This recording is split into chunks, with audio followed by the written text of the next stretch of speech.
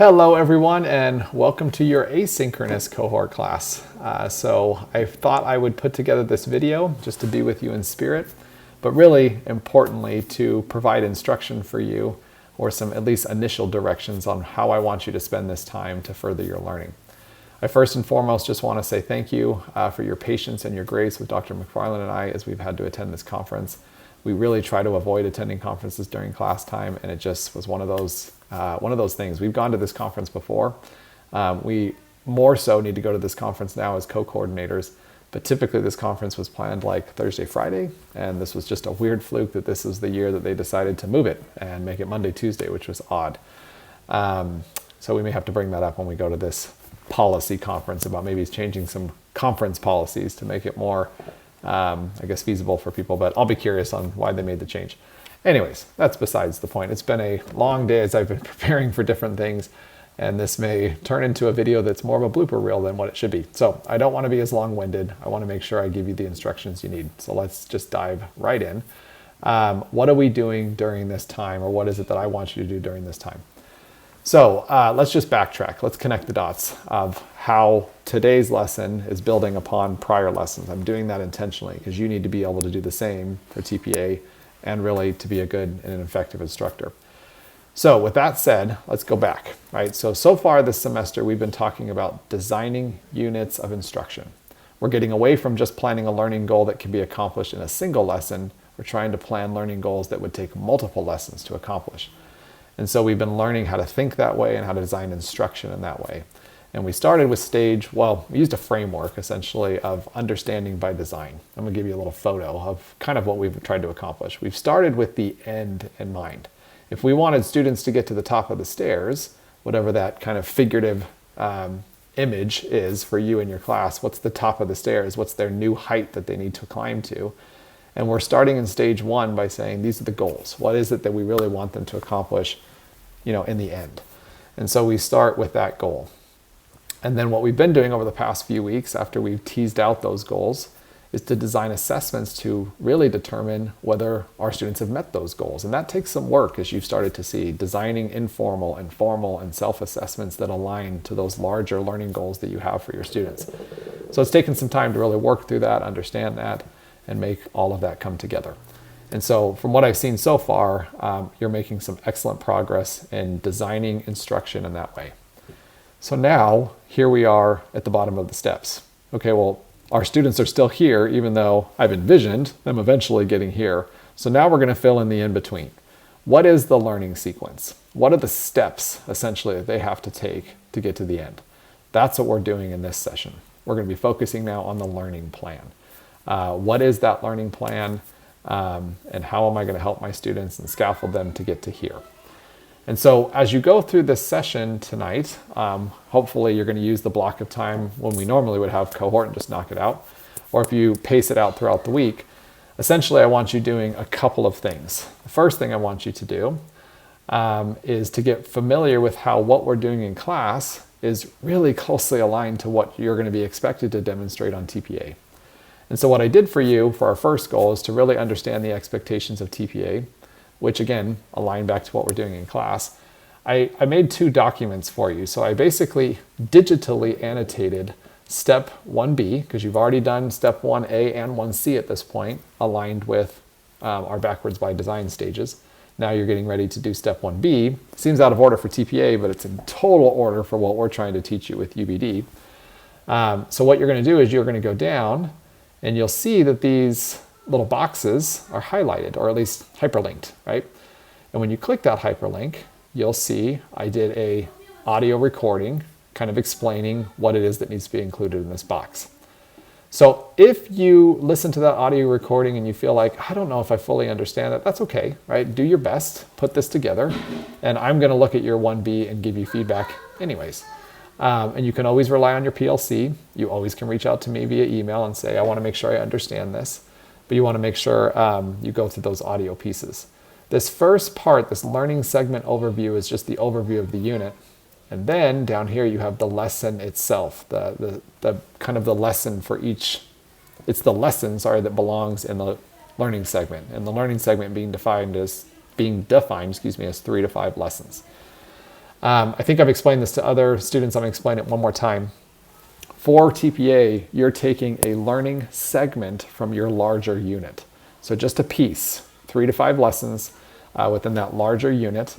And those 3 to 5 lessons need to still be meeting a specific content learning goal, an ELD learning goal, but they need to have also an informal, a self, and a formal assessment within that segment.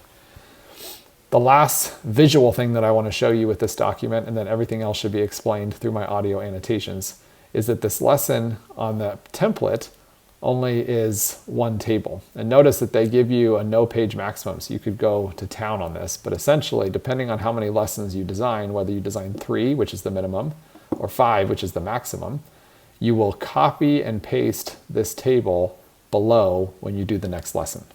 So this will be lesson 1, the following lesson 2, 3, and if you decide to do 4, 5, either way, you're going to copy this table down here. They're not going to provide that for you. So I think that's all you need to know visually, but the audio annotation should help explain what it is that needs to be included in that box. I did the exact same thing for the rubric. Now the rubric isn't as user-friendly as you just noticed with Google Docs, and so what you'll have to do on this one, and I think I did this already for you, so you'll have to just kind of copy this link and paste it. Oh, and I lost it. Hold on.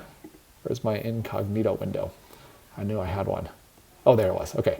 So you'll paste it, and then it'll pop up here, and you'll be able to go through kind of the criteria of the rubric.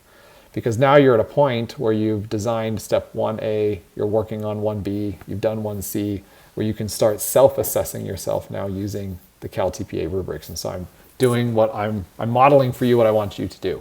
I'm explaining what that rubric is, and so that you can self-assess yourself and the way that you're putting together your TPA materials. And again, all of this is building upon what we're already doing in class with UBD. UBD is essentially step 1A, B, and C. We're doing a little bit out of order from the TPA, but it's the same thing.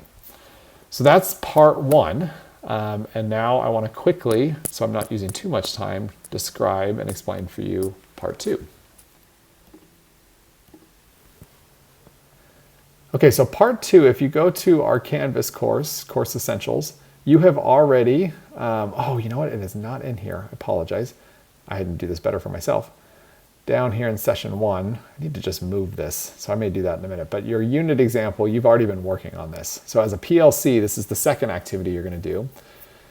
You're going to start working on stage 3, right? So you've already done stage 2, you've already done stage 1. Now we're going to be down here in stage 3. So let me explain what it is that you need to include in stage 3. And then I'm also going to direct you to some examples, and hopefully that'll give you enough to kind of kickstart what it is that you're doing. So in stage 3, you're going to have some pre-assessments. So you need to determine, okay, if I know in stage 1 that students need to kind of know these things, and they need to make meaning of these things to be able to transfer, then you may want to consider what pre-assessments am I going to need in order to determine kind of where students are at in the larger goals that I'm trying to accomplish. And so you want to list those pre-assessments, and you want to list with coding the pre-assessments that most align to the transfer goal, to the meaning-making goals, and to your acquisition goals.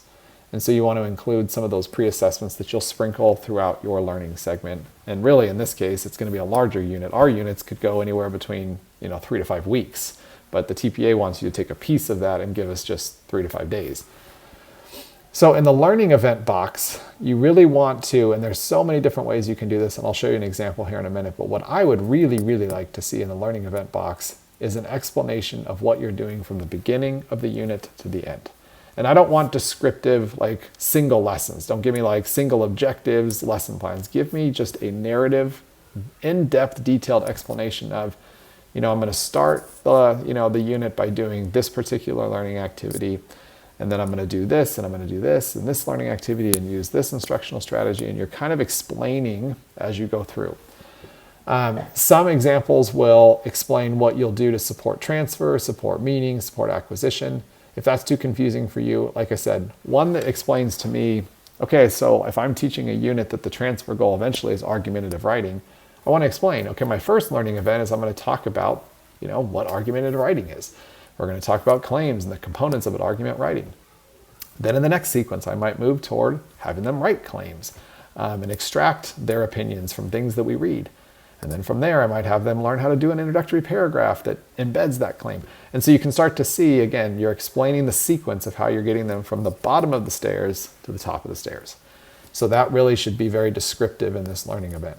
Nothing that says lesson plan 1, lesson plan 2, even though that's what TPA wants, even though theirs is even as looser than what it was in cycle 1. For me, it really just needs to be really clear explanation so I can see that progression, which you'll see on the rubric of the TPA. Now, in the last box, progress monitoring, this is informal assessments, right? So as you go along, and you can just be, what I would do is even, create additional tables here. So you can say, okay, this is kind of the learning event 1, and then you'll have a table here, and then you talk about how are you progress monitoring? How are you informally assessing whether they're meeting kind of those benchmarks so they can move on to the next step? If you're thinking about that stairwell, right? And so the informal assessments, you probably already been, I'll take that back. I'm stumbling over my words. I'm realizing you've already included them in the other evidence, right? So all of these now you can place them where they appropriately will be implemented, which is really what we want to see. So you can put those all there. So I don't want to go any more in depth than that. I think it's pretty self-explanatory, but your second learning activity is to work with your PLC to flesh out your stage 3 for your PLC plan, not for your individual one. And so that'll be the second activity, and that will actually be due before next week so that I can give you some feedback. And then next week, we'll transition to how do we make this more UDL based, which is what the TPA is expecting. So I think in a nutshell, that's it. I did also promise you I'd give you some examples. Let me go back to the modules so you know where to find them. So that's where the course essentials came in. You can go down to any of these, right? So I'll just pick on our math unit, right? So since there's a lot of math folks in here. So you go here and essentially look at their example of how they put together their learning events. And you see they're doing kind of meaning making transfer hook, but they're just walking through how they explained how they're getting students from point A to point B. Each one of those examples in there does just that. And then the progress monitoring is, how they're going to essentially determine whether they're meeting those goals. So that's what it should look like. Some of them are longer than others.